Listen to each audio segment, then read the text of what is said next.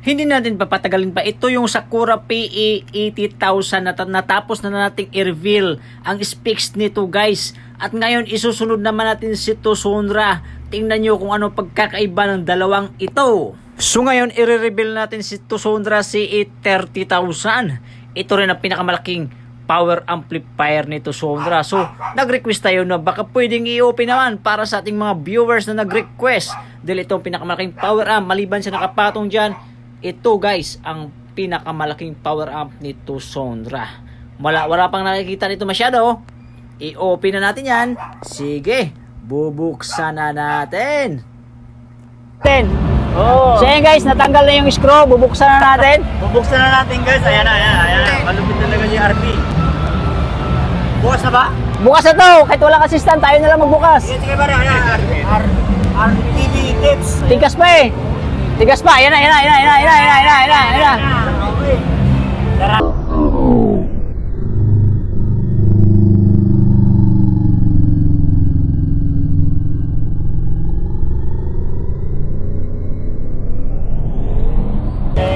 Powered by Tucson-Ra. Wow! Ayan, ang pang-button natin guys. Kaparehas ni Sakto. Tingnan yung ano niya pare, power transistor niya. 22 din yan. Kaya 22, kukupyahin na. Parehas ni Sakura pare. Parehas. 30,000 guys, CE 30,000. Hindi, i-confirm natin kung parehas ba sila ng Sakura. Bilangin natin yung resistor ha. Good. 1, 2, 3, 4, 5, 6, 7, 8, 9, 10, 11, 12, 13, 14, 15, 16, 17, 18, 19, 20, 21, 22. Si Sakura 22 din. Parehas. So, 44. Kaya isa lang gumawa. Isang company na naman, okay? I-rebar lang nila. Ito na yung live ko guys, okay. Yung na lang guys, okay, salamat. Yung kapasitor naman, 4, 7, 28 din. 28. 28. 56. Oo, left and right. NGN din, ano tawag doon? NGN? MGL? Yung volts muna ng kapasitor, tingnan natin. Ibig sabihin sa ilalim, may ganito rin no?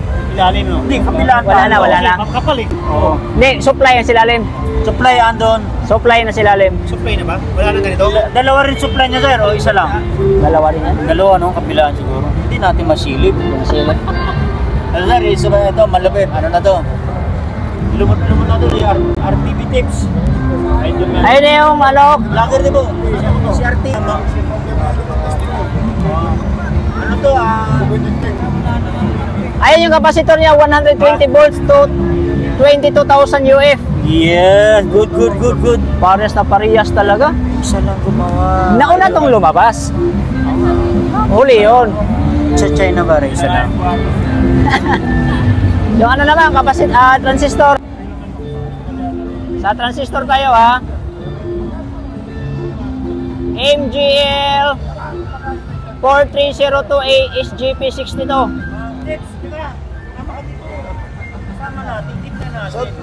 Wait lang. Ayan, picture. Ito muna. Idol, naka-video ako eh. Ayun, naka-video rin. Naka-video rin pare. Ayos. Sa kabila, siyempre. Ayan. Kaya ba? Wala, tinakpan na, hindi pa tayo tapos. Okay. So yung likod dito guys, tingnan nyo todo yung likod ha.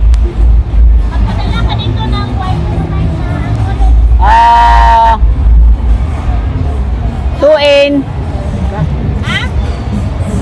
Dalawang channel lang siya guys. Tapos ito yung likod niya, tingnan nyo todo ha. Mayroon siyang bridge, parallel at saka stereo. Ito yung sensitivity niya. Mayroon din siyang 30 high pass at saka 150 low pass. May limited grounding, speak-on. Ano to? Bridge pala to. Channel 1, channel 2 bridge. Tapos speak-on na. So, 4 yung fan niya guys. Yon. So, tingnan natin todo ha, kung ano yung ano. Si Tucson-Ra, check natin. So, halos parehas ng bagong labas ng Sakura. Halos same lang talaga. Saan kayo nagkakatalo itong mga to? Baka sa power supply nagkakatalo to. Yung board nito, check natin kung anong model.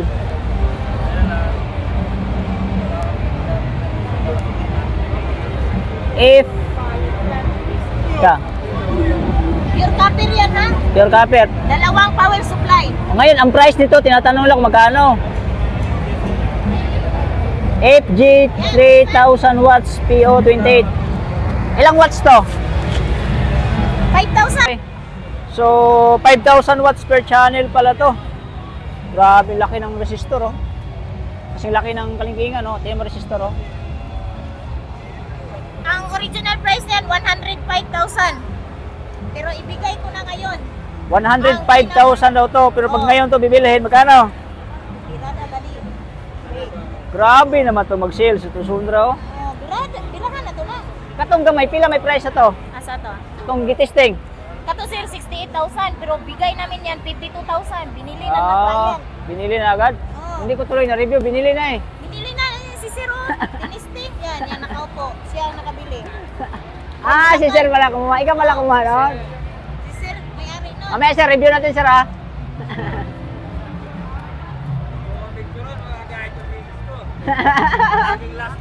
Maging last? Wag mo daw i-vlog, baka makita na misis.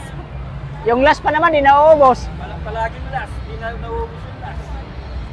105, tapos pag ngayon to kukunin, magkano? Ngayon kukunin yan, bigay ko sa inyo 85,000. 85,000, Pupunta dito para 20,000 talaga yung discount, oh. sabihin mo, 105, 85 na lang. O, saan ka pa kita niyan? Bumili mo yan sa Grabe yung detector, guys, oh. So yun naman mga importante natin dito malaman, oh. Yung resistor nito is same lang din. Ayan, 5 watts, 0.25 ohms. So bakante yan dyan sa gitna.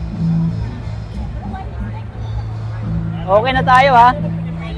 Tapos na tayo sa likod. At saka may case na rin. Dalawa din yung hawakan. Okay. Talagang hindi na inalisan dyan, guys, to Sonra, guys. Ito pala last, yung likod pala nito. Maganda, naka-video na rin. May adapter ba itong libre? Busy sila guys, hindi tayo masagot. Dami kasi kliyente nag-inquire dyan. Nang buburaot lang tayo. At ito guys, ang pangatlong amplifier na kamukhang kamukha talaga. Ang Mega Tornado 5.0. May breaker siya guys, pero Lexus ang brand nito. Silipin natin guys.